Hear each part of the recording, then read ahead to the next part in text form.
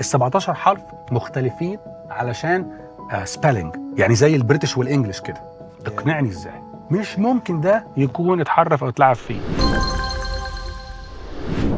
ناخد حاجه اخيره، كل مودرن ترانسليشن من الكتاب المقدس، ترجمه جايه من يعني اللي معانا دلوقتي ده بالذات في العهد القديم، جاي من حاجه بنسميها اللينينجراد كودكس. ده النسخه موجوده 1009 ميلاديا، 1009 ميلاديا، 1009 ميلاديا العهد القديم اللي معانا دلوقتي.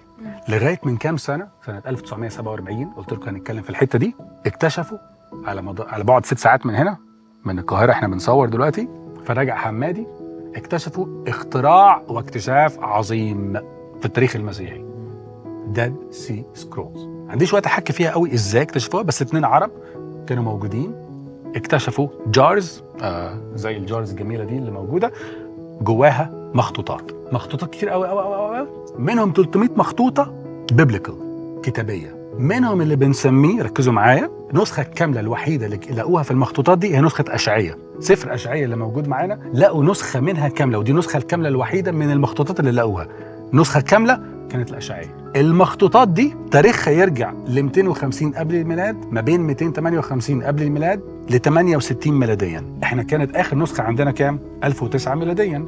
بالاكتشاف ده من كام سنه دي بريدجد، او يعني قربوا المسافه ما بين 1009 ميلاديا ل 150 قبل الميلاد، اللي هي النسخه بتاعت اشعياء دي اللي في النسخ بتاعت الديد سي سكرولز. حوالي 1100 سنه فرق ما بين 1009 ميلاديا و150 قبل الميلاد، ده اشعياء وده اشعياء. الفرق كام؟ 1100 سنه. لما تقارن النسخه بتاعت اللينينجراد كودكس والنسخه بتاعت الديد سي سكرولز، متطابقه 100%، سفر اشعياء بالكامل ما عدا 17 حرف.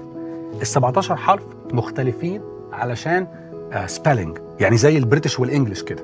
اقنعني ازاي؟ مش ممكن ده يكون اتحرف او اتلعب فيه. حاجه اخيره في الحته دي افتكرتها، في ملوك كتير قوي، بس لو خدنا 29 ملك بالذات من العهد القديم، في ال 29 ملك دول في 195 حرف، 195 حرف في ال 29 ملك دول اسمائهم.